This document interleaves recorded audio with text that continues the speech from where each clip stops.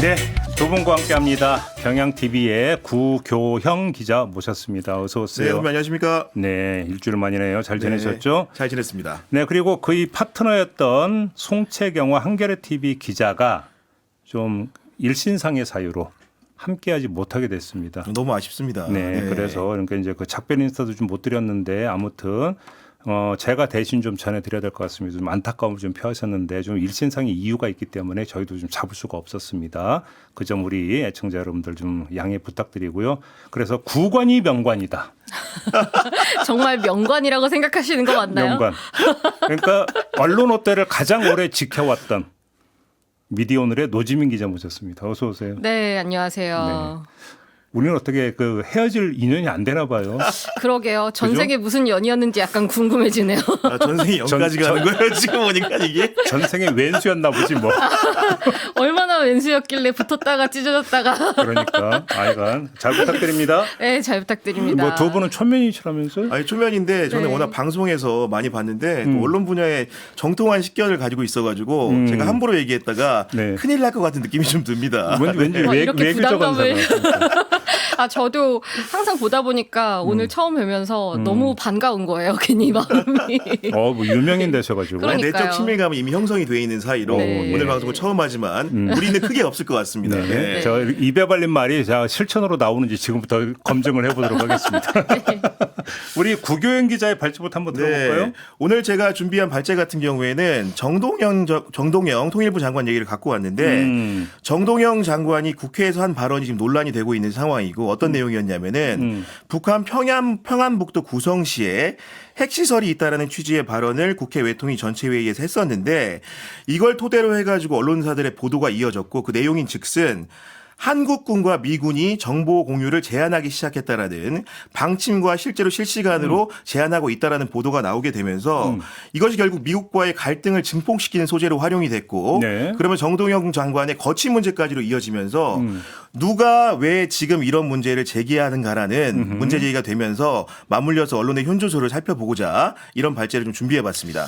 어차피 근데 이제 그 사실 여부에 대한 확인부터 필요한데 일단 일부 정보 공유 제한 조치가 있었던 것은 사실로 확인이 됐고. 그렇습니다. 네. 그렇죠.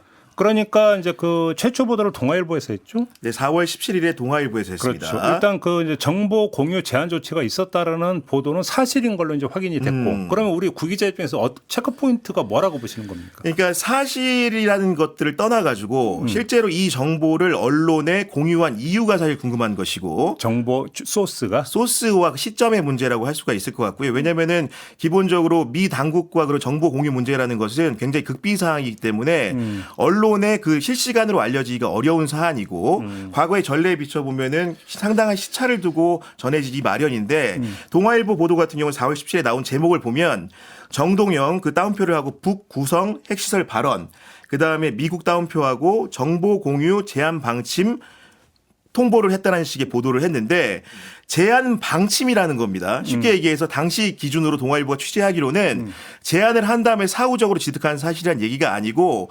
미래적으로 그런 방침을 가지고 있다는 보도가 나왔고 그 소스를 정부 관계자가 아닌 미국 소식통으로 전했거든요. 통상적으로 언론의 문법이라는 것은 소식통이라는 것은 공무원이 아닌 취재원을 일컫기 때문에 이 보도가 어떻게 나왔는지에 대해서도 상당한 궁금증을 유발한 측면이 있다고 볼 수 있습니다. 근데 거기서 좀 하나 우리가 좀 조심해야 되는 것은 정보 공유 제한 방침을 통보를 한 시점. 네. 사실이 중요해요. 그러니까 이게 그 이제 4월 17일에 동아일보에서 그 보도를 했는데 바로 그쯤에 통보를 한 거냐 아니면 더 거슬러 올라가느냐. 네. 왜냐하면 좀 됐다는 얘기도 있어요.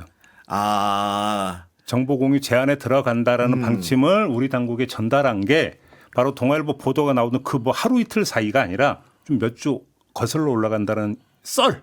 썰. 예. 네. 도 좀 있긴 있어요. 그러니까 네. 실제로 정동영 장관이 그 발언을 한 게 한 달 전이잖아요. 3월 6일. 초, 네, 3월 6일이었고 이 보도는 한 달도 지나가지고 나온 건데 여기 보면은 그 미국 소식통이 정보 공유를 축소하겠다는 의도가 전달됐다 이렇게 밝혔거든요. 그리고 이 기사 자체에도 정확한 시점은 나와 있지는 않아요. 그러니까 이제 그래서 이 보도가 나온 다음에 온갖 여러 가지 그 이야기가 나왔는데 네. 그래서 이제 그게 그 한국 당국에 전달된 게 3말 4초다. 3말 4초다. 라는 얘기도 있긴 있어요. 이건 물론 확인된 건 아니고 그렇기 때문에 저도 말씀을 드리는데 좀 조심스러운데 사실은 어찌 본다면 가장 주된 관심사는 소스가 어디냐. 그렇죠. 사실은. 그런 부분들이 있는 거고 그로부터 이제 이틀 뒤인 4월 19일에 또 한겨레 신문의 후속 보도가 나옵니다. 맞아요. 단독이라는 명패를 들고 나왔는데 제목인즉슨 구성 말했다고 미국이 제공하는 하루 50쪽에서 100쪽 분량의 대북 정보 제공이 끊겼다. 결국은 동아일보가 방침을 전했다고 한다라면은 현 실태가 끊겼다라는 실태를 전한 건 한겨레 신문이 된 것이고 한겨레 신문 같은 경우는 우리가 지금 소스가 누구인지 궁금해하는 상황에서 이런 쿼트를 답니다. 정부 관계자 여권 고위 소식통 그런 표현이 등장을 하는데 기본적으로 동아일보 보도와는 궤를 달리하는 인용 주체가 등장을 한 것이고 그 다운표의 내용이라는 것은 정 장관이 밝힌 정보는 아주 민감하고 큰 것이다. 정 장관의 설명이 받아들여졌다면 정부가 제한됐겠느냐? 이 문제를 해결하기 위해 외교적 노력을 하고 있다라고 하면서 그 우리나라 당국자가 얘기했음을 암시하는 듯한 멘트가 실리게 됩니다. 엄밀하게 얘기를 하면 이제 그거는 동아일보 보도에 대해서 우리 정부 누군가가 확인을 해줬다. 그렇습니다. 그렇게 네. 그러니까 성격 규정을 하면 되는데 또 그 뒤에 나온 얘기는 50에서 100쪽 분량이라는 것은 또 아니다. 사실과 다르다는 네. 얘기가 있긴 있더라고요. 아무튼 자 종합 정리를 하면 네. 어떤 이거 의도가 있는 쉽게 말하면 의도가 있는 흘리기 속칭 그 결과로서의 보도다 이렇게 보시는 겁니까? 저 같은 경우에는 이 정보 군사 정보 자체가 사실은 공유할 수 있는 폭이 좁기 때문에 이런 내용을 언론이 지득하는 과정 쉽게 얘기하면 저도 이제 취재를 많이 해봅니다만은 이런 정보에 접근할 수 있는 방법이라는 것이 정상적으로 이제 물어가는 과정이라기보다는 고위 관계자 혹은 맞아요. 미국과 관련된 사람과의 접촉을 통해서 나오기 맞아요. 때문에 맞아요. 그런 정보는 그 정보를 알려준 주체가 분명히 존재한다고 생각을 하는 것이고 맞아요. 주체가 알려줄 때는 팩트를 전하는 것 이외에 속 깊은 뜻이 의중 같은 것들이 분명히 존재했을 것 같고 그런 바닥의 내용이라는 것은 한미 간의 관계라는 것이 지금까지 중증적으로 누적되어 온 갈등 구조라는 것이 일부 존재하기 때문에 그런 것들을 폭발적으로 터뜨릴 수 있는 소재로서 이것을 활용한 게 아닌가라는 의심을 저는 개인적으로 강력하게 하게 됩니다. 그러니까 이건 추정이기 때문에 추정이라는 건 그 전제하고 말씀드린 저도 그 동아일보 최초 보도를 이제 꼼꼼히 읽어봤는데 거기 보면 소스가 어떻게 표기되어 있냐면 한미 소식통 이렇게 표기되어 있어요. 그래서 이 기사에서 흐르는 걸 보면 한국이든 미국이든 어느 한쪽의 얘기만 듣고 바로 쓴 게 아니라 듣고 다시 교차 확인을 한 것 같아요. 그렇습니다. 그 내용은 들어가 있습니다. 기사 네, 내용을 보면. 네. 그러면 이 얘기는 무슨 얘기냐면 한국 그 누군가와 미국 누군가 모두 일단 최초 그러니까 저기 흘려준 사람과 확인해 준 사람의 이거는 구분을 해야겠지만 일단 인정을 했다는 것은 맞다. 한미 그 누군가가 양쪽에서 전부 다 확인해 준 건 맞다. 네. 이렇게 일단 그 성격 규정을 할 수는 있겠죠. 성격 규정은 할 수 있는 건데 이제 이 문제를 받아들이는 청와대라든가 우리 정부 당국자들의 반응이 사실 중요한 건데 청와대 같은 경우는 일찌감치 이재명 대통령 이 문제를 기밀 유출의 문제가 아닌 것이고 사실상 정 장관의 발언은 그렇게 문제 삼을 만하지 않다고 선을 그었기 때문에 정부 입장이라는 것은 이 보도가 왜 지금 나오게 됐는지에 대해서 배경적으로 상당히 저희를 의심하는 상황인 것 같고 실제로 보게 되면은 미국이 결국은 한국을 이런 정보 유출 상황을 통해 가지고 길들이려고 하는 것이 아닌가라는 의심을 갖게 되는 것이고 그 앞단에 있었던 여러 가지 경과들이 설명이 되는 것인데 예를 들면은 정동영 장관 같은 경우에는 비군사적 목적의 DMZ 출입 같은 것들을 우리 정부가 컨트롤해야 된다. DMZ법 개정 필요성을 주장한 적도 있었고 그다음에 올해 2월 같은 경우에는 서해상에서 그 미군이 훈련을 하게 되는데 그런 부분에 대해서도 우리 군이라든가 정부에 제대로 된 통보가 이루어지지 않았다는 EJ가 있었기 때문에 그런 것들이 사실 쌓이고 쌓여오다가 결절점을 만들기 위한 행태가 아니었는가라는 의심을 정부에서는 하고 있는 것 같습니다. 그렇죠. 그러니까 미국의 의도가. 그렇습니다. 네. 그리고 또 하나 짚어볼 만한 게 한겨레에서 단독 보도하고 나서 나중에 권태호 편집인이 칼럼을 쓴 게 있어요. 거기 보면은 그 이달 초에 그 정보공유 축소 방침을 미국 측이 전달을 할 때 정 장관 발언만 사유로 들지 않았다라는 거예요. 그러니까 4-5가지 사유를 함께 언급했는데 그 중에서 정 장관 구성시 발언만 일부러 말한 것이냐 아니면은 이게 가장 문제라고 인식했느냐 뭐 이런 식의 질문을 던진 부분도 있거든요. 이게 기자들이 아무래도 어디선가 들려주는 정보만 취재하게 되었을 때는 모든 맥락이나 다른 배경 정보들을 다 알지 못하는 경우가 있잖아요. 그래가지고 이걸 처음에 들었을 때 언론한테도 정 장관 얘기 말고도 다른 요인들을 같이 알려줬는데 정 장관 얘기만 썼는지 뭐 이런 것에 따라서도 좀 판단이 달라질 수는 있을 것 같아요. 그리고 이제 거기에 더해가지고 언론이 주목하는 바 같은 경우에는 미국의 의도가 그런 것이라고 한다면은 우리 국내에서 갈등 상황은 없는가의 문제로 이제 다시 귀착이 된 것이고, 그러면서 발화의 당사자들, 이 사실을 거듭 확인해준 당사자가 누구인지 문제로 비화가 된 상황인데, 그러다 보니까 이재명 정부 출범 후부터 지속돼 왔던 외교안보 라인 내부에서의 자주파와 동맹파의 문제로 기속이 됐고, 어제 같은 경우에는 그 주체 중에 하나라고 할 수 있는 정동영 장관이 기자들 앞에서 도어 스태핑을 하면서 이런 말을 합니다. 문제 일으킨 사람의 의도가 있겠죠. 이렇게 말을 했고, 문제를 일으킨 사람이 누구냐는 질문에는 미국일 수도 있고 우리 내부일 수도 있다라는 묘한 여운을 남기는 발언을 하기에까지 이릅니다. 그러니까 미국일 수도 있고 우리 내부일 수도 있다. 왜냐하면 지금 그 경향이래다. 동아일보 기사의 네. 내용을 보면 한미 소식 정도 돼 있을까? 그 제기한 건 너무나 당연한 거죠. 네. 근데 중요한 거는 여기서 결국은 중요한 포인트가 이거인 것 같아요. 미국이라면 실질적으로 정보 공유를 제한을 해야 된다라는 1차 판단을 내려서 관철시킨 주체가 누구냐? 어느 급이냐?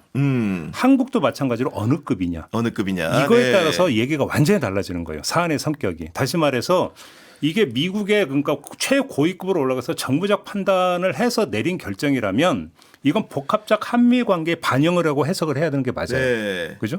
근데 그게 아니라 그 아래 단계라고 한다면 예를 들어서 주한미군 사령부가 주도를 한 거라면 우리 조금 전에 구 기자가 이제 이야기했던 주한미군 사령부하고 통일부 간에 몇 번의 마찰음이 있었거든요. 네. 이제 그것의 결과로도 좁혀서 볼 수 있는 측면도 있는 거고 한국에서 이걸 리커해 준 사람이 누구냐도 마찬가지인 거죠. 그러니까 이제 실체적 사실관계를 두고도 선배가 말씀하신 내용에 따르는 건데, 예를 들면은 이런 군사 정보를 공유하지 않는 부분이라는 것이 과거의 행태에 비춰봤을 때 이례적인 것인지 아니면 이례적이지 않은 것인지를 따지고 있는 것이고, 그런 정찰 감시 자료를 우리가 받지 않았을 때 대북 감시 능력이 현저하게 떨어지는지 아닌지에 대해서도 사실 언론이 양분된 기조를 가고 있거든요. 근데 네. 후자는 저는 또 전문가들한테 얘기를 들어봤더니 네. 제가 들은 얘기는 후자. 그러니까 이번에 이제 그 제한되어 버린 정보가 그렇게 엄청나게 중요한 거냐? 아니래던데요. 아니 그러니까요.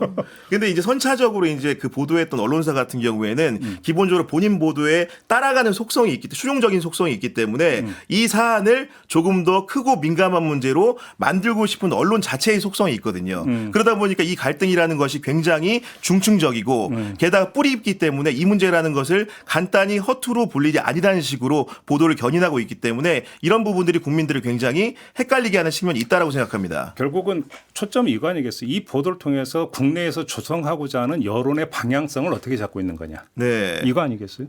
네, 일단은 뭐 국민의힘 쪽에서는 정동영 장관 해임해야 한다 이렇게 이야기를 하고 있고 또 한 가지 짚어볼 만한 게 지금 그러면은 이 보도를 어떻게 하는 게 국익에 부합하느냐 이 문제도 있는 거잖아요. 뭐 보수 언론 같은 데에서는 정동영 장관이 국익을 굉장히 해쳤다 뭐 이렇게 얘기를 하고 있기도 하고 또 한쪽에서는 이렇게 혼란을 키우는 게 국익의 문제가 더 된다 이렇게 이야기를 하고 있는데 어느 쪽으로 중심을 잡고 가느냐도 문제인 거거든요. 저는 그거는 분명하다고 생각하는데 왜냐하면 그 가장 기본적인 사실 판단의 영역에 구성군이라고 이야기한 게 정말로 기밀이라면 네. 기밀이라면 빨리 수습하는 게 필요해요. 그렇죠. 우리 정부 입장에서는 국익 차원에서도. 근데 이미 나온 것처럼 아까 저희가 이제 외교부 차관진에 했던 최종건 교수하고도 그 인터뷰를 했는데 구성군 용덕동이라는 얘기를 2003년에 당시 외교부 장관도 했대요. 우리나라.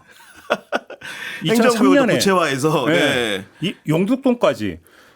그러니까 고위 당국자가 이야기한 거니까 차원이 다른 얘기도 성립이 안 되는 게 그때 윤영관 외교부 장관이 용덕동 얘기까지 했대요. 2003년에. 그러니까 이건 성립이 안 되는 얘기예요. 그러니까 우리가 미치고 들어갈 우리가 잘못했네 숙이고 들어갈 사안이 아니라는 거예요. 그렇죠. 아니라는 네. 거예요.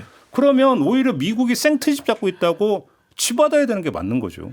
그러니까 아마도 사실 이재명 정부의 기조라는 것이 지금 미국을 상대로 아마도 외치는 부분들도 있는 것 같은데 직접적으로 한미동맹의 훼손 문제 때문에 직접적인 언급은 회피하고 있지만은 정동영 장관을 사실상 두둔하는 듯한 태도를 이재명 대통령이 취한 것이기 때문에 정보 입장이라는 것도 간접 화법으로 미국을 향한 메시지도 있다고 생각을 하는 것이고 그렇죠, 그렇죠. 다만 최근의 보도들을 보면서 제가 헷갈리는 부분 같은 경우에는 과거에 이제 언론에 입문을 하게 되면은 그 당국자 관계자 표기에 대해서 엄밀하게 사실은 배우거든요. 예를 들면은 그 관계자와 당국자의 칭의라는 게 첫 번째로는 고위 관계자로 시작을 하고 우리가 고위 관계자라고 언론이 적으면 장차관급을 얘기하는 거고 우리 고위 당국자라고 하면은 차관보나 실장급을 얘기하고 그 다음에 당국자라고 가게 되면은 국장급 공무원 얘기하고 관계자는 과장급 공무원을 얘기하고 나머지는 표기를 이제 못합니다. 왜냐하면 책임이 없는 사람이기 때문에 최근에 이제 언론 보도를 봐서는 관계자 소식통 당국자가 등장을 하는데 그런 문법이나 준칙에 따르고 있는지가 약간 의문이 들어서 그 깊은 뜻을 헤아리기가 더 어려워진 건 사실이다. 언론 맥락으로는 그런 말씀도 좀 드릴 수 있을 것 같습니다. 그러니까 동아일보하고 한겨레의 공통된 그 소스 표기가 소식통이죠. 그러니까 한겨레는 여권 고위 관계자도 있었죠. 여권 고위 소식통도 있고, 네. 네. 그다음에 그 동아일보 같은 경우는 한미 소식통으로 되어 있으니까 그렇지 않습니까? 네. 제가 볼 때는 그렇게 볼 때 미국도 연결되어 있다라고 추정. 왜냐하면 미국이 그 흘려준 것도 아니고 확인도 안 해줬다면 한 미가 들어갈 이유가 없죠. 네. 미가 들어갈 이유가 그렇습니다. 없는 네. 거죠. 그런 생각 드는 거고 그 발생적으로 결국은 어떤 기자가 썼는지도 굉장히 중요하게 되는데 여기서 저희가 기자들의 실명을 언급할 거리는 아니지만은 그 동아일보와 한겨레신문에 기술한 기자의 그런 기본적 취재 그 이력을 보니까 지금 현재로는 청와대 출입 기자고 전으로는 외교부에 출입했다라는 상황 정도는 제가 전달을 드릴 수 있을 것 같습니다. 한겨레 기자. 네, 그 한겨레나 동아일보 기자 모두 공이 비슷한 레코드를 가지고 있다는 설명 정도는 드릴 수가 있을 것 같습니다. 네, 여권 고위 소식통이 맞습니다. 제가 고위 관계자라고 그러니까 했는데. 고위 소식통. 그러니까 저도 그래서 이제 그걸 주목한 거예요. 소식통이라는 단어를 두 신문에서 공이 쓰고 있다. 그렇게 된 다음에 이거는 직접적인 어떤 그 직접 업무 범위 안에 있는 관료가 아니라 네. 다른 사람일 수도 있다라는 얘기를 함축하고 있어요. 그죠? 조금 전에 구 기자가 말씀을 잘해 주셨어요. 고위 관계자는 이런 사람, 그렇죠. 관계자는 네. 이런 사람. 이건 전부 다 그 행정 업무 계통에 포함되어 있는 사람들이잖아요. 맞습니다. 네. 소식통은 그게 아니잖아요.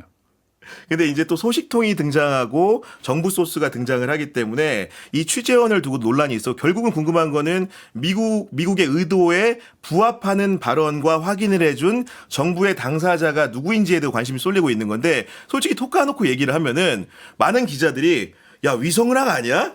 뭐 이런 식의 말을 한 사람들도 있어요. 뭐 동맹파, 자주파 근데 이런 이제 위성락 얘기하면서. 그 네. 국가안보실장이라는 사람 자체의 지위. 왜냐하면 이런 그 미군과의 정보 공유 상황을 알 수 있는 기관이 세 군데인데 국정원, 국방부, 청와대이기 때문에 그 셋 중에 핵심 축을 이루고 있는 청와대의 국가안보실장 정도 혹은 안보실에서 확인해 준 게 아닌가라는 관측이 있었는데 제가 이제 요 한겨레 신문의 워딩을 두고 위성락과 자주 통화한 경향신문 청와대 출입기자에게 물어봤더니 저한테 하는 말은 위성락과 통화를 자주 하는데요. 언어 스타일이 이건 아니에요. 저한테 말을 하기 때문에 그냥 간접적으로 진위 여부를 궁금해하고 있는 상황이라고 말씀드립니다. 그러니까요. 그래서 그러니까 여권이잖아요. 여권 고위 소식. 네. 여권. 거기에도 주목을 좀 해야 되지 않을까? 여권. 그죠. 네. 여권. 응? 왜 여권일까? 라는 것도 좀 주목을 해볼 필요가 네. 있는 거죠. 그러니까 여기서 이걸 하려면 무엇이 그 먼저 확인되냐면 저 정보 공유 제한 조치라고 하는 것들을 인지할 수 있는 범위가 어느 파트까지이냐. 당연히 국방부. 그렇습니다. 그다음에 그 우리 쪽으로 이제 정보기관 정도가 될 거예요. 외교부도 아닐 거예요. 제가 알고 있거든요. 네. 국방부와 정보 파트, 정보기관, 그래서 국정원. 그럼 미국 같은 경우는 어디가 됩니까? 국내적으로는 주한미군 사령부하고 주한미 대사관. 대사관 있죠. 네. 그다음에 어떤 미국 본국으로 넘어가면 이제 정보기관 이렇게가 이제 되는 거거든요. 이 범위 안에 있는 사람만이 이걸 인지하고 있고 그래서 정보를 흘려줬든 확인해줬든 할 수 있는 것이다. 그리고 이 범위를 벗어난다면 그건 최고 레벨의 어떤 사람, 그죠? 네. 근데 최고 레벨에 있는 대통령이고 그 측근이라고 하면 대통령의 그 어떤 SNS 글이 무엇을 의미하는지를 우리가 여기서 해석할 수 있잖아요. 그 레벨은 아니라고 봐야 되는 거죠. 그렇죠. 대통령의 발언이 그렇게 나왔고 실제로 이제 기자들이 여러 차례 이제 청와대 관계자들을 상대로는 그 확인 전화를 하고 만나서도 물었는데 청와대의 반응이라는 건 굉장히 초지일관, 굉장히 냉랭한 반응이었고 이런 보도의 내용이라에 대해서도 문제 삼는 경우가 있었고 아까 선배도 지적해 주셨지만은 기본적으로 50에서 100페이지라는 수량 자체도 틀렸고. 굉장히 잘못되어 있다라는 얘기를 간접적으로 확인해 주고 있는 것으로 알고 있습니다. 그러니까요. 네, 그래서 이재명 대통령이 왜 이런 터무니없는 일이 벌어지고 있는지 알아봐야겠다. 이런 말도 붙이지 않았을까 싶은 생각도 들고요. 근데 이게 근본적으로 보면은 저도 이제 과거에 법조를 출입할 때 이런 비슷한 고민을 많이 했거든요. 예를 들면은 그 수사기관에 대한 취재라는 것은 정보량의 격차가 막대하고 외교안보 정보라는 것도 마찬가지지 않습니까? 정보를 가진 사람과 쓰는 사람의 그 권력 관계의 차이라는 것이 주종적일 수밖에 없을 정도로 크거든요. 그러면 결국은 그걸 알려준 사람에 대해서 기자가 1차적으로 의심을 하고 비판적으로 쓰는 것들을 훈련적으로 해야 되겠다고 생각을 하면서도 막상 그런 상황이 닥치게 되면은 기자는 팩트에 골몰하고 팩트에 매몰되기 때문에 그런 사실만 전하게 되면 되지라는 유혹에 빠지기가 쉽죠. 근데 여기서 네. 이 문제를 보니까 최초 보도는 동아일보인데 동아일보 보도를 보면 스트레이트로 정보 공유 제한 방침이 전달됐다도 있지만 뒤에 해설성이 붙잖아요. 그렇습니다. 네. 사실 중요한 건 이거예요. 그러니까 정보 공유 제한이 이루어졌다, 제한 방침이 통보됐다는 게 팩트라면 팩트는 전해야죠. 근데 팩트는 진실이 아니거든요. 팩트가 의미하는 바가 진실인데 그러면 왜 미국이 이걸 했는가? 그래서 여기서 무엇을 얻고자 하는가에 대한 의미 분석이 일단 이루어져야 되고 그다음에 두 번째 입체적으로 가기 위해서는 정보 공유 제한 조치의 근거와 명분이 타당한 것인가? 그렇습니다. 이걸 검증을 해야 되는 거죠. 사실을 전달하기 위해서는. 근데 이 과정에서 소스가 이야기했던 것을 거의 따라간 게 아니냐라는 거죠. 왜냐하면 이 보도가 나온 다음에 구성군 이야기가 처음 나온 게 아니다. 그렇게 했어야죠, 원래는. 네. 아니 그게 만약에 최초 네. 보도 단계에서 충분히 검증이 됐다면 당연히 그러면 상식적으로 근데 미국이 왜 이러지 물음표를 찍어야 되는 거거든요. 그러면 최소한 해설을 하더라도 미국은 이런 이유를 대면서 정보공유 제한에 들어갔다고 이야기하는데 의문이 싹 든다. 왜? 이러이러했기 때문에 최소한 이렇게 중립적으로도 가야 되는 거예요, 해설은. 근데 그게 아니라 정동영 장관이 말실수 내지 잘못한 것으로 네. 이렇게 가버리면 결국은 정보 제공의 의도에 말려 들어가는 결과를 빚을 수가 있다는 것이죠. 맞습니다. 그게 핵심인 거죠. 제가 과거에 많이 말렸거든요. 자랑이 자기 고백합니다. 자비판합니다. 이게 지금. 그 취재원과의 관계 유지나 뭐 이런 것들을 여러 가지 고려하면 어느 정도의 선을 정해놓고 이것만 넘어가지 않으면 되겠지 하면서 좀 그 의도를 어느 정도 알고 녹여주게 되는 경우도 사실 생기게 되는 거고요. 그러니까 기본적으로 저도 이제 취재원과 이제 이렇게 기자로서 1대1의 관계로 만나보면은 취재원은 이런 중요한 맥락이 있는 그 보도를 할 때 기자를 선정할 수 있는 권한이 기본적으로 있죠. 굉장히 기분 나쁘게 들리지만 기자 입장에서는 뭐 나쁘게 얘기하면은 쇼핑한다는 표현이 될 수도 있는 건데 그건 굉장히 과격한 표현인 거고 기본적으로 아마 작성자 글쓴이와 본인 간의 신뢰성 문제를 많이 따져볼 것 같고 그다음에 결국은 내 의도대로 수용해서 씹어먹고 뱉어줘야 되기 때문에 수용성을 따지는데 그런 식의 부분들 신뢰성과 수용성의 문제를 생각하고 이런 내용 같은 경우에는 리크를 했다라고 볼 수밖에 없을 것 같습니다. 네. 저도 마지막으로 한 말씀만 더 붙이면 그래서 이게 뭐 그 진보 진영 보수 진영 안 가리고 이 사안이 불거지니까 이게 또 자주파대 동맹파의 갈등에서 빚어진 거 아니냐라는 분석을 하더라고요. 저는 이게 되게 섣부르고 위험할 수도 있다고 생각을 네. 해요. 두 가지 측면에서 그런데요. 하나는 확인이 안 됐다. 그렇습니다. 네. 이게 다시 말해서 소스를 주고 확인해 준 당사자가 누군지가 아직 확인이 안 됐다. 이건 고위급 레벨이 아니라 실무 레벨일 수도 있어요. 가능성으로는. 그렇기 때문에 자주파대 동맹파의 어떤 갈등 분열상의 하나의 발로라고 규정하는 것 자체가 근거가 일단 없다라고는 형식 논리적 측면에서 문제가 있다. 두 번째는 지금 이 단계에서 이 사안의 대립축은 국내적 자주파대 독립파가 아니라 한국 대 미국의 문제다.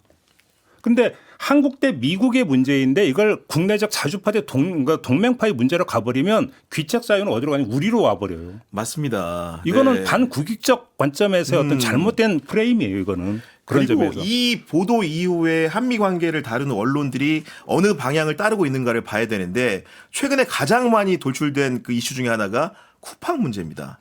쿠팡 문제를 기화로 해가지고 한미 간의 외교안보적인 고위급 회담이 정체돼 있다. 결국은 기밀 유출 문제로 시작했지만은 쿠팡이라는 사실상 미국의 탈을 쓴 기업의 이익 문제로 귀속이 됐기 때문에 이 문제는 선배 말씀 주신 대로 내부의 문제 갈등 프레임 보는 것보다는 한미 간의 문제를 보는 것이 합당하다고 저는 생각합니다. 그러니까요. 네. 그래서 그 국익하니까 생각이 나는데 그 장동혁 국민의힘 대표랑 만났던 비 의원이 쿠팡 공격 서한을 주도했다 막 이런 얘기도 있었잖아요. 맞아요. 네. 그런데 국민의힘의 방미와 관련해서는 국익에 대한 문제가 아니라 국민의힘이 불리하니까 장동혁 대표가 그만둬야 된다라는 걸로 귀결이 되거든요. 그러니까 이런 관점도 좀 어느 정도 괴리가 돼 있는 것 같아요. 그러니까요. 그다음에 또 너무나 뭐 검증은 필요하다고는 인정을 하는데 만난 사람이 차관보냐 비서실장이냐. 어제 뭐 한 언론에서 팩트 체크 한번 한 것 같은데요. 아니 저는 아니 그건 그러니까. 기재 정신이라고 생각을 해요. 그러니까요. 팩트 체크 예. 차원에서 국무부에 해서 문의하고 그 당연히 보도해야죠. 그럼요. 그걸 네. 문제 삼는 게 아니에요. 네. 근데 사안의 본질이 그게 아니라는 거죠. 그러면 장동혁 그러니까 제1야당의 대표가 미국 가서 무슨 일을 했고 그 행위의 성격이 대한민국 제1야당의 어떤 대표에 걸맞는 행위이고 그런 것이냐 이걸 따져야 되는 거죠 사실. 네. 그렇지 않습니까? 저도 뭐 이제 이거는 뭐 좀 약간 결이 다른 얘기긴 한데 저도 소식통 취재를 좀 해봤더니 그 장동혁이 방미를 해가지고 만난 미국의 관계자들과 나눈 대화라는 게 기본적으로 LG 엔솔 같은 사태가 다시는 없게 이제 하겠다 그런 일 없을 거다라는 얘기를 좀 했다는 얘기가 들리고 두 번째로는 이란 문제에 있어가지고 여야 간에 약간 이음이 없는 목소리가 나왔으면 좋겠다 이런 정도 대화를 나눴다는데 뭐 대화 내용을 공개를 안 하니까 뭐 실체 확인할 수 없지만은 그런 정도의 수준이었던 것 같습니다. 알겠습니다. 이 정도로 하고 이번에는 노지민 기자의 발제를 좀 들어보겠습니다. 어떤 내용일까요? 그 화물 노동자가 사망한 사건이 있었잖아요. 네네네. 그런데 이걸 두고 노란봉투법을 탓하는 그 언론 보도들이 굉장히 많이 나오고 있는데 이걸 좀 짚어봐야 될 것 같습니다. 그 탓이라고 하는 게 어떤 내용이에요? 그러니까 일단은 사실 사망 사건이 발생했다고 하면은 우리가 우선적으로 따져봐야 될 것들이 몇 가지 있잖아요. 네.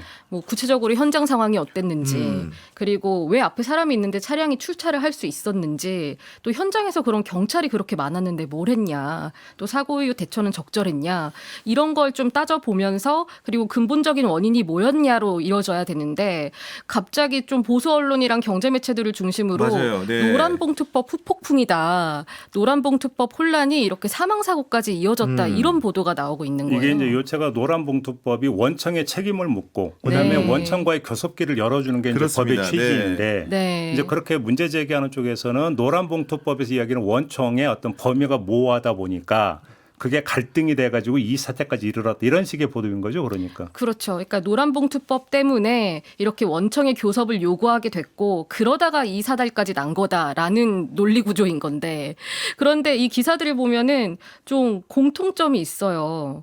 우선은 지금 이렇게 사건에 대해서 뭐 때문에 교섭을 요구했는지 그리고 어쩌다가 집회까지 하게 됐는지 이런 점을 안 짚고 있거든요. 그리고 노조가 원청이 교섭하라고 매달리도록 이 법이 빌미를 줬다 이런 이야기를 하고 있는데 그러니까. 사실 좀 사실관계부터가 좀 맞지 않는 게 애초에 화물연대 쪽에서 이렇게 BGF 리테일한테 교섭 요구한 게 1월부터 시작이 된 거더라고요. 근데 그 얘기 전제는 그거죠. 네. 그러니까 빌미를 줬다는 것은 뭐냐면 BGF 리테일은 원청이 아니다. 나는 BGF 리테일의 주장을 그냥 받아서 네. 거기서부터 시작하고 있는 거죠. 그렇죠. 그런데 지금 배송기사들이 애초에 노동자냐 원청한테 교섭을 요구할 수 있냐 이게 이번 사안 말고 그 전부터 좀 정당하다라고 볼 수 있는 근거들은 많이 나왔었거든요. 법원 판결도 있었어요. 네, 그렇죠. 예를 들어서 뭐 CJ 대한통운이 택배노조 단체 교섭에 응하지 않는 건 부당 노동행위다 이렇게 노동이랑 법원이 판단을 한 것도 있었고 또 윤석열 정부가 그 화물연대 파업할 때 복귀하라고 요청한 거는 노동조합 권리 침해한 거다 이렇게 국제노동기구에서 얘기한 적도 있었고 또 화물연대 본부가 노동조합 지위를 가지고 있다 이런 판결이 서울중앙지법에서 나오기도 했었고 또 수원지법이 SPC 물류자회사랑 계약한 화물 노동자가 근로자다 법적인 근로자다 이렇게 판결한 네. 사례들도 있었어요. 그래서 지금 이 교섭 요구하는 게 정당하느냐를 따져보려면 이런 사례들을 같이 이야기를 해줘야 되는데 그냥 뭐 하청 재하청이고 뭐 실질적인 노동자로 볼 수 없다라는 거를 전제를 해둔 상태에서 기사를 쓰니까 노란봉투법 때문이다 이렇게 바로 이어지는 거죠. 저는 일단 이 문제를 볼 때 그냥 되게 올드한 그런 키워드를 갖고 오면은 공권력과 자본의 문제거든요. 그러니까 물리적으로 현장에서 발생한 그 차 충돌과 끼임 사고 같은 경우에는 공권력이라고 할 수 있는 경찰이 통제를 제대로 못하는데 과실 책임이 있는 것으로 보입니다. 그렇기 때문에 그 사고 자체는 공권력의 문제로 해석을 해야 되고 이 집회를 그러면 진주에 모여가지고 많은 분들이 왜 했느냐 근본 원인이라는 것은 기본적으로 원하청 관계에서 노동자성을 인정받지 못하는 자본의 문제가 있는 상황인데 그 공권력과 자본의 문제는 그 사안을 두고 별개로 봐야 되는 겁니다. 그 사고가 자본 때문에 일어난 건 아니잖아요. 그런데 그런 상황인데 지금 교묘하게 보수지나 경제지라는 데서는 자본의 문제로 공권력의 문제 같은 것들이 혼재된 상황으로 설명하는 것. 마치 노란봉투법이라는 원하청 간의 그런 교섭권을 인정하는 법률적인 이재명 정부의 도입을 통해 가지고 이런 사고가 발생하냐 인과관계를 상당히 축약적으로 엉뚱하게 가져간다는 문제가 있는 겁니다. 근데 여기서 저는 생뚱맞은 질문 하나 드리고 싶은데 이것도 이제 노동 문제잖아요. 그런데 진짜 지금 이른바 반노동 성격의 지금 보도잖아요. 네. 저는 여기서 갖고 있는 근본적인 궁금증이 기자도 노동자잖아요. 네. 그잖아요. 그렇죠. 그런데 이게 꼭 이 사안만이 아니라 파업으로 뭐 시민의 발을 볼모로 잡았느니 뭐야. 그러니까 아주 상투적인 저기 레토릭이 있잖아요. 왜 이런 반노동 보도가 나오는지가 일단 궁금한데 기자는 그래도 나도 노동자이기 때문에 네. 어떤 여기에 귀 기울여서 기사를 쓰는데 데스크나 뭐 사주가 깔아 뭉개는 겁니까? 아니면 기자도 이미 그렇게 자신의 어떤 노동자적인 신분과는 전혀 다른 의식 세계에서 살고 있는 겁니까? 뭐라고 보세요? 1차적으로는 사실은 자기가 속한 매체의 귀속적인 1차 판단을 기자 스스로가 해버리죠. 내가 어느 매체에 속한 순간 맞춰버리는 거죠. 그러니까 누구의 편에 설지를 이미 정하고 들어가고 있고 기자들이 사실은 반성적으로 사고해야 될 부분이 있는 것이 내가 그 매체의 기자라는 것들을 널 잊지 않는 부분들 그 매체에 반대되는 이야기들은 아예 하지 않는 습성들이 있는 거고 특히나 이제 노동자 문제 얘기하셨는데 이분들 사실은 화물 노동자들의 처우가 굉장히 극악합니다. 예를 들면은 하루에도 13시간, 14시간 달리고요. 한 달에 근무하는 그 근무 일수가 25에서 26일 되는데 하루 쉬잖아요. 물어야 되는 비용 같은 대체 차량 비용 같은 게 50만 원에서 60만 원 그런 얘기를 듣는다고 한다면은 기자가 과연 이런 그 사망 사고 앞에서 그 노란봉투법 때문이라는 기사를 쓸 수가 있겠습니까? 그리고 네. 네. 말씀하세요. 그리고 이 집회가 이렇게 좀 격화되기 전까지 있었던 일이 이 직접 이렇게 운송 비용 같은 거를 대야 되다 보니까 아까 그렇게 오랫동안 일을 안 할 수가 없는 구조인 거예요. 그래서 하루에 2회차를 돈다고 하더라고요. 그러니까 2번은 최소한 돌아야 되는데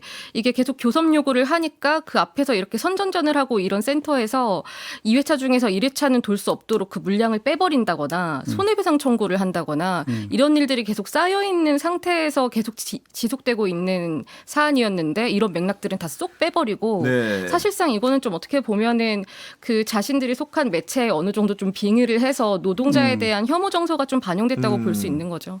아니 여기에 더 한 가지만 더 말을 하면은 이게 사실 을들의 전쟁을 부추기고 있는 상황들을 언론이 보도하지 않고 있거든요. 예를 들면 화물 배송 문제로 물건이 없다라는 것들을 그 CU 측에서 당연히 요구사항이 있으니까 점주가 붙일 거 아닙니까? 따져보면 편의점주도 자영업자고 화물 노동자도 다를 바가 없는 사실 처우인데 맞아요. 그 둘 간의 다툼의 문제로 비화시키는 것들을 편의점 매대에 삼각김밥이 사라졌다 뭐 네. 이런. 그러니까 언론에서는 그런 그 사실 을들의 싸움을 부추기는 갑질에 대해서 좀 비판할 수 있어야 되는데 그런 보도가 최근에 너무나 부족하다는 생각이 듭니다. 맞아요. 그리고 또 이제 그 운전한 분에 대해서 구속영장이 신청이 됐을 때 경찰이 신청을 한 사안이 속보로 많이 나왔는데 그때 이제 비조합원 구속영장 이런 식으로 속보가 굉장히 많이 나왔어요. 그러니까 아까 말씀하신 맥락에서 을들의 전쟁을 굉장히 부추기는 거를 극대화하는 방식으로 언론이 보도하고 있는 문제도 좀 짚어봐야 될 것 같아요. 그리고 결국은 그런 식으로 이제 취임 사고를 노란봉투와 연결한다는 것은 어떤 식의 무리한 단성까지 두고 있냐면 복선을 깔고 있냐면은 기본적으로 마치 고의성이 사실 입증되지 않았음에도 불구하고 이런 사고로 인해서 대체 차량 운전자가 고의를 가진 마냥 해석할 수밖에 없는 프레임을 구성한다는 데서 더 근본적인 문제가 있다고 봅니다. 알겠습니다. 이게 사실 여러 번 지적이 됐던 문제인데 네. 고질적으로 지금 반복이 되고 있는 문제잖아요. 네. 사실은 그죠? 근데 여기서는 사실은 좀 더 나아가서 얘기할 부분이 있어요. 요거는 오늘 주제하고는 약간 결이 다르지만 어찌 보면 최종적으로 기초점을 갔는데 기자들이 세상을 바라보는 관점에서 저는 법률 만능주의가 너무 팽배해 있는 것 같아요. 그러니까 사회 현상이나 이런 것들을 보면서 그 자체의 그러니까 내면적인 부분들도 보고 맥락을 보고 거기서 그 다음에 법을 이제 따져봐야 되는데 법이 이렇다라고 가지고 이걸 가지고 사회 현상을 재단해 버리려고 하는, 규정해 버리려고 하는. 그러니까 왜냐하면 그거는 쉽거든요. 그럼요. 예. 쉽거든요. 법률 조문 그러니까 적용하는 간편하죠, 아주. 예. 근데 답이 없는 걸 전제로 해서 어떤 상황이 벌어지고 있고 이것을 어떻게 성격 규정을 해서 의제화할 거냐라고 하는 그 사실은 저널리즘의 본령인데 그게 아닌 거로 이 자체를 바라보지 않는 것. 이건 저 노란 봉투법 이거는 지금 현상적으로 거꾸로인 거잖아요. 법이 이런데 왜 이걸 법이 잘못됐기 때문에 이런 일이 벌어지는 거다. 이것도 근데 사실은 뒤집힌 법률 만능주의라는 그렇게 놓고 본다면 네. 그런 점에서 기자들 스스로도 너무 법률에 의존해서 세상을 바라보는 측면이 있다라는 점도 있는데 이건 너무 큰 거대 담론이니까 그건 좀 나중에 좀 이야기할게요. 근데 이게 좀 다른 얘기긴 한데 기자들도 법률 만능주의로 하면은 앞으로 생존하기 힘들어질 게 AI 시대의 뭐 저작권이나 뭐 이런 것들에 대해서 생존이 달린 문제에 대해서는 바꿔야 된다라고 이야기를 하면서 제 말이 그래서 하는 얘기예요. 네. 근데 오늘은 여기까지만 하고 바꾸겠습니다. 마무리하겠습니다. 두 분 수고하셨고요. 저도 물러가겠습니다. 고맙습니다. 고맙습니다. 네, 감사합니다.